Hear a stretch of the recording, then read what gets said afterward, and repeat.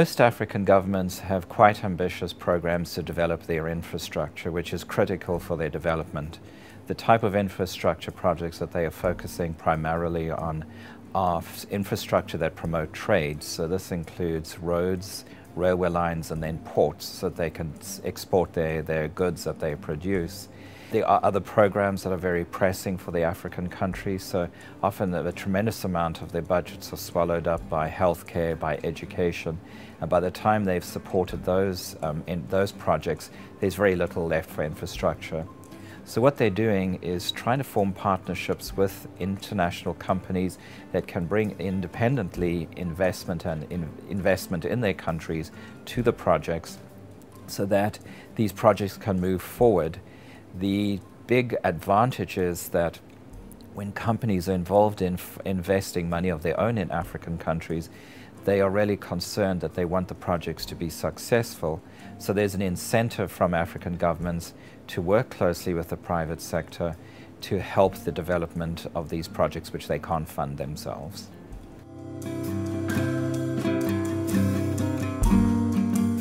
Casa África and IP3 have signed a memorandum of understanding where we feel that there's great areas of collaboration between the two missions of the two organizations, which are focused on economic development in Africa.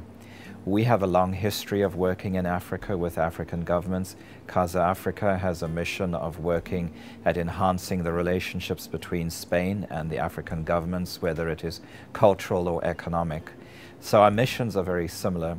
This was brought to my attention a few years ago, so we decided to seek an opportunity to see if we could bring our expertise and forces together to provide capacity building opportunities primarily in West Africa between Casa África and IP3. So what we will be doing is exploring opportunities to do joint training, maybe even to do some thought leadership and collaborate specifically with our clients, bring them to Casa África and vice versa.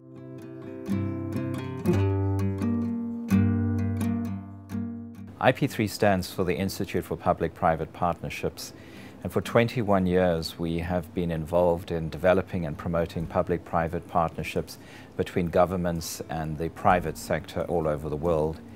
We've worked in about 175 countries, and we've trained and worked with government officials to the number of approximately about 35,000. We work very closely with governments to help them build their institutional capacity. Many things fall under PPPs, but it's everything from establishing legal frameworks, determining whether the projects are economically feasible. But the biggest purpose is helping governments prepare for investment in public-private partnerships. Many countries have a financial gap, and so we help them find the ways and prepare their institutions so that they can attract investors to help develop their projects.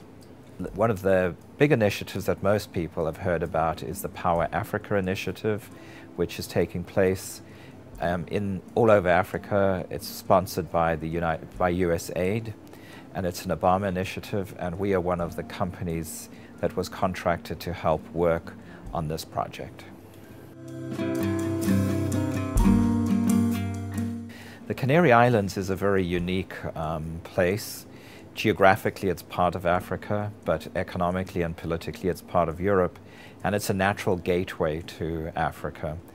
This has been very appealing to us. 4 years ago, I was introduced to the Canary Islands when I came here the first time, and I was very impressed with the infrastructure that you have here, the proximity to Africa, and then many companies that have decided to make the Canary Islands their base for logistic reasons. It's very easy for people to be based here, but yet to work in Africa. The other advantage about the Canary Islands is that you have an extremely well-qualified workforce, which is very, very eager to work in Africa, and that's an advantage. In many countries, when you say to people, let's go and work in Africa, people get nervous. In the Canary Islands, when you go and say to people, let's go and work in Africa, they say, we're ready, let's go.